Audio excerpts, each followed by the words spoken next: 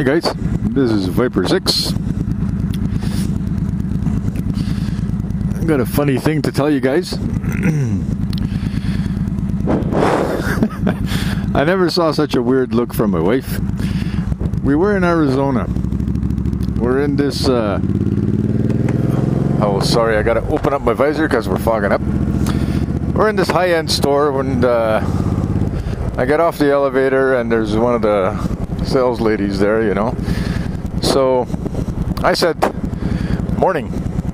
And my wife turns around and gives me like the strangest look. Says, "What did you say?"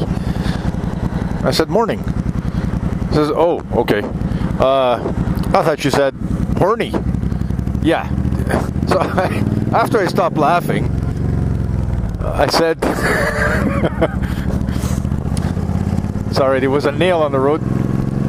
After I stopped laughing, I said, yeah, because I'm going to go up to a stranger and say horny, right? Yeah, whatever. So it was funny. So that's the joke. That was the joke for the whole trip. Horny.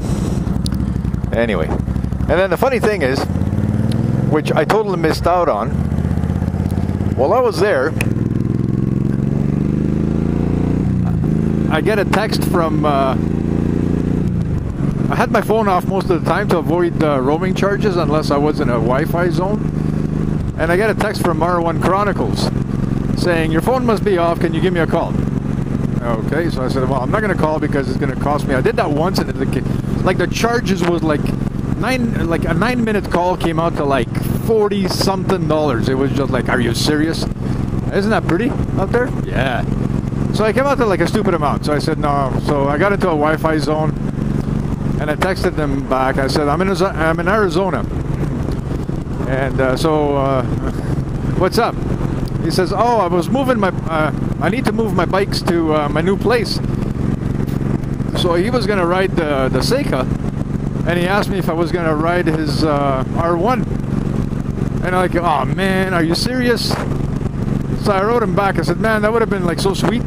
That would have been an honor to ride your bike, because obviously he trusts me enough to ride his bike all the way across town, out of town, and into his new place. I would have loved to help him out and ride his bike out to his new place. So I missed out on that. There you go. Nothing like leaving your turn signal on for the deer to see. So yeah, it's getting a little dark. That's the thing about riding this time of year. Like Calgary's a weird place. Like in like the peak of summer, the sun starts going up like, man, at 4:40 something, it's already light out.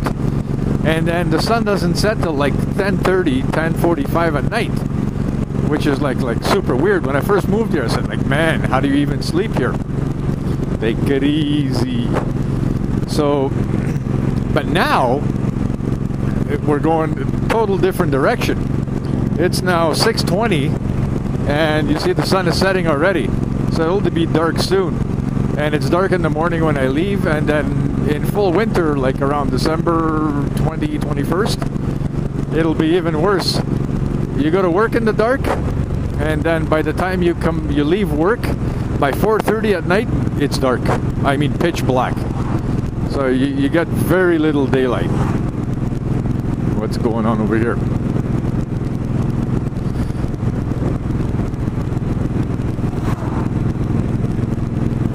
I don't know. So that's that. So my son left a while ago. He's somewhere in the direction of those mountains. There's a skate park there. So he's over there doing that thing. Hanging around with the cheesy crowd. Give you guys a good look at the sunset there. Isn't that awesome? Yes, and I'm not looking in that direction. I'm still looking straight, but this is the best I can do. Sorry guys, because there's a curve coming up. I'll see if I can stop somewhere.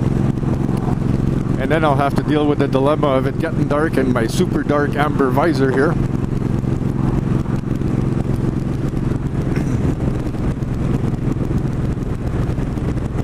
Man, we got flashing lights everywhere. See, they put these over here, like when they start flashing, they're warning you that there's a traffic light, a light ahead that's about to turn red. They do that on highways mostly. And super busier streets, which kind of helps.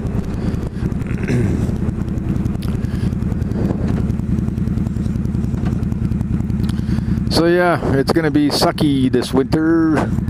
Well, sort of. I've got a lot of stuff to do on the bike this winter. That's for sure. While I was in Arizona, I bought some spark plugs, so I gotta change those.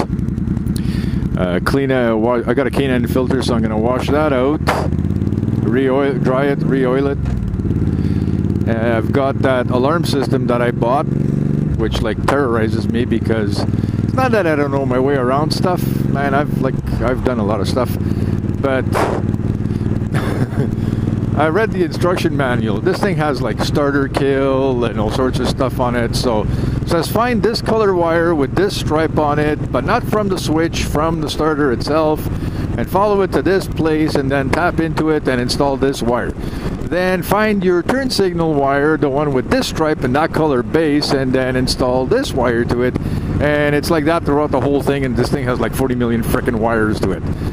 So yeah, that's gonna be special. But I'll get it done.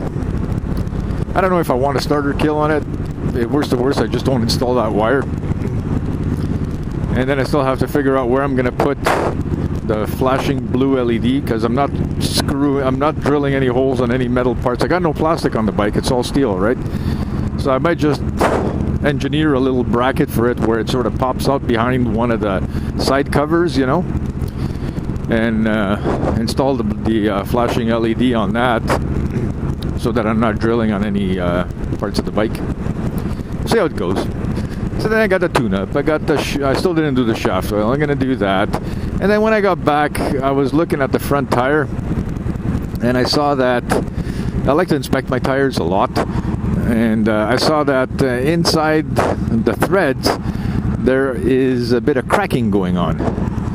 Which, okay, no problem, you know. But I measured the thread, and in the center and a bit on the sides, it's like down to between an 1/8 and a 1/16. So I'm not too keen on that. So I'll change. I ordered a tire. I went to the same site where I ordered my rear tire from, which was like dirt cheap. And I guess they got nailed through customs or something or whatever. Now they said for international shipping, go to this other, you'll be redirected through this bongo thing, right? And the tire that was $133, with the shipping, now through this other company, they tack on $125 shipping, plus then you still have brokerage fees. I go, okay, whatever, that's not worth it anymore. So I went to a Canadian site, Canada's motorcycle store or something, motorcycle superstore or something like that, and I found a tire for $181. Yeah, $181.99 with free shipping, and it's expedited shipping. So okay, cool. So I ordered that. So I'll have both tires on hand. And I gotta find out if Bo Cycle does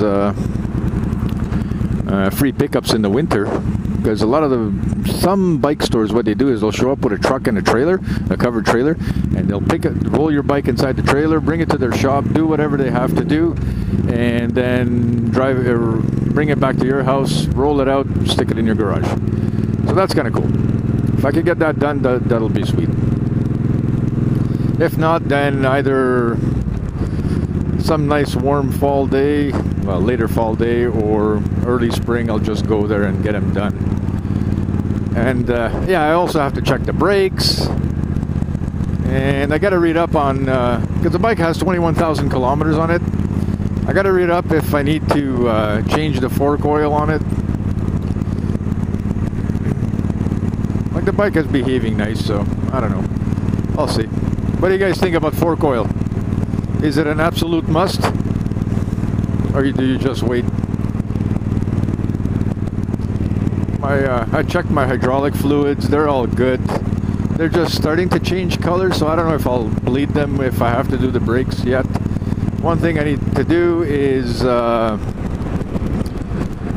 lube my throttle cable. That's about the only cable I have, is a throttle cable on this thing, because everything else is hydraulic. So I'm not too concerned.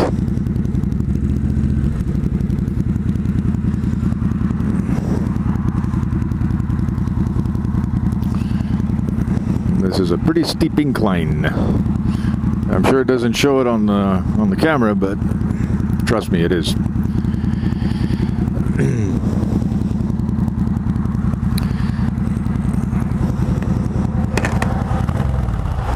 Anyway, let's see if I can get you guys a better view of the sunset over here. Yeah, it's still not super nice colors, but I would stick around, but I don't want to ride with the visor open because I saw some rocks on the road, and yeah, I don't want to get one in the face. I love you guys, but I don't love you that much.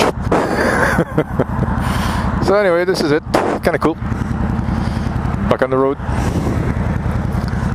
Oh man, I got this pain on my side, and I don't know what it is, like lower abdomen. It's been bugging me today. Okay, don't take off before me, yo.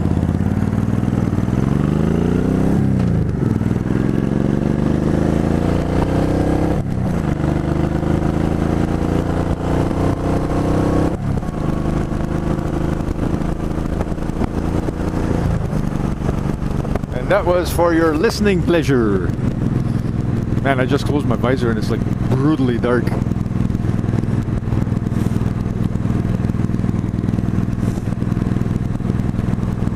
Oh yeah. See the way I hugged the white line there? That's because there's nobody around me, so I wasn't too concerned.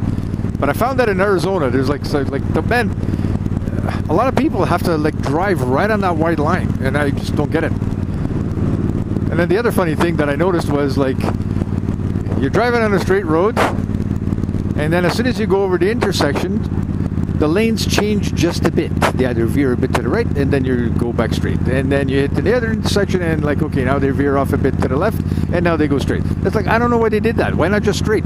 So you're forcing people to drive, and then don't readjust, and then like crossing it, and readjust. It's like, seriously, man.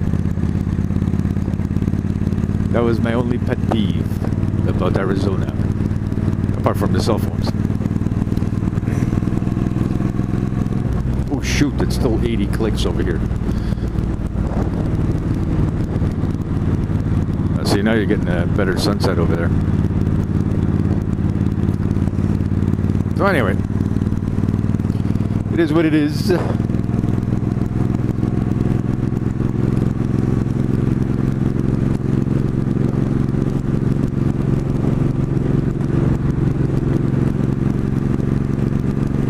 I don't know how well the camera's going to pick up this pink sky. And that's me looking for 6th gear. Man, I need a 6th gear.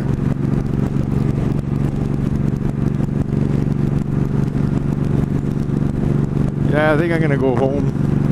Because this pain on my lower side is bugging me, but not as much as the cramp on my shoulder. For some reason today it acted up, and I think it's got to do a bit with the fact that we're moving our head office to where one of our shops was, and we had to pack all sorts of stuff and move bins and whatever. So, and I know I tweaked it on something. So there you go. And then I gotta whip out this weekend. I think I'll whip out all my hunting gear, wash it in scent-free and no UV brightener detergent. Because believe it or not, you can't wash your hunting clothes in your regular detergent. One, for the scent, and two, it has UV brighteners. And the way a deer sees your clothes after that is like you're a big bright blue neon thing. Even though they don't see a color, you're like lit up like a white bulb because they see the UV. So you use this other special stuff. And then I usually spray all my scent cover stuff on it. I like the fall scent stuff. And then I put it in garbage bags and seal it so it doesn't get contaminated with any other odors. So I think I'll do that. Wash all my hunting clothes, get them all ready, check my guns, see how many bullets I have. I should have enough because I didn't shoot anything last year, so it is what it is. I was going to go goose hunting. I decided not to because it was going to be too rushed. I'll see. Once I go there, if I see there's a lot of geese, I'll just... It's not far from home, so that's a good thing. Not like my other place. 40 minutes I'm home. I'll just drive back. When I drive back, I'll just go in, pick up a migratory bird license, find my number 6 shot, 5 shot, whatever big stuff, number 2, and then just go back a day or two later and see if I can back a few of these. I was gonna do my BB gun, but I don't feel like it. I want to hear a bang.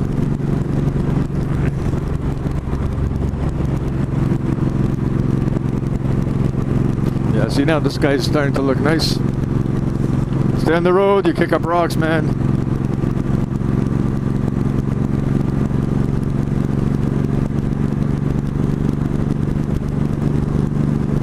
So R1 is in Italy right now, because I saw his Facebook page. He posted a couple of pictures which I assume are from Milan.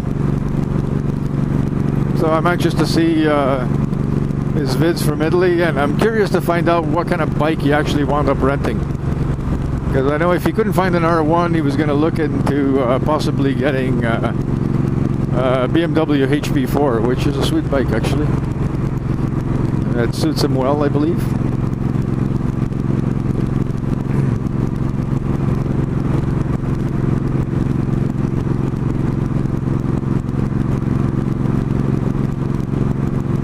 The funny thing is, I met a guy from the UK yesterday when I went to buy my hunting license, and he parked his bike right next to me. No, it wasn't his. He said it was his brother's, and he just drove it here. I guess he wasn't driving with a license though, because he's looking into moving here, and he went to the DMV, and they said they won't transfer his Class 6 from the UK to Canada. It's part of like a group of small countries that they just don't do, which I found very odd, because in the UK their motorcycle safety course is much more intense than the one here in Canada. So it would have been like, yeah, here's your license, you know. So he said no, they won't do it. So I gave him some pointers of what's legal here, what's not legal. I said, first thing you don't do here in Canada is you don't filter. That's an instant ticket. And cars don't expect you to filter, so it also could result in you being dead. So, yeah, but he was a cool guy. He was riding his brother's KLR 650. And yesterday was a little cool, so he found it cool. And so he asked me, like, so what's the winter like here? He says, it's like, in the rest of Canada, it's like winter's winter, summer's summer, fall is fall. In Calgary, because you're so close to the mountains, you can have like a summer day in the middle of December, January, February, when the Chinook winds come in, or it can be like stupid minus 35 to 40 for like 8 weeks straight. You just don't know. And in the summer, it can go down to like the freezing mark. Just like that. It's like, yeah, it's the weirdest thing. So he said, so you basically, you never know how to dress for your ride. He says, oh yeah, no, you do. You layer up and then you peel as you ride, you know? And make sure you have places to put your clothes that you're peeling off in, so. I said, okay. So he said he rides a BMW, I can't remember if it was KS 1200 or 1200 KS, something like that.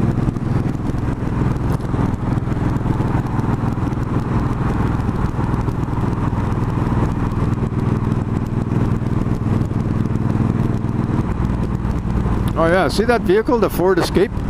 That's what I rented in Scottsdale, but it was the Ford Escape with the EcoBoost on it. So EcoBoost being a supercharger. And man, I was really impressed. The darn thing, you just like hit the gas and you're doing 80 miles an hour, like in a blink of an eye. I was like totally impressed with it. And I like the way it drove. It was nice and tight, you know. Like, yeah, I was impressed.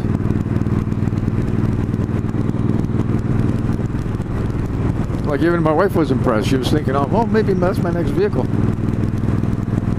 Oh yeah, I'll read up on it and see, check it all out.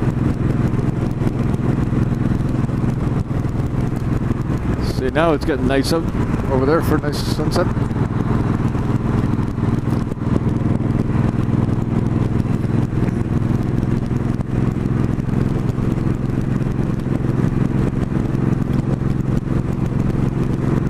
Anyway, this is Viper 6. You ride safe, guys that are still riding. Over and out.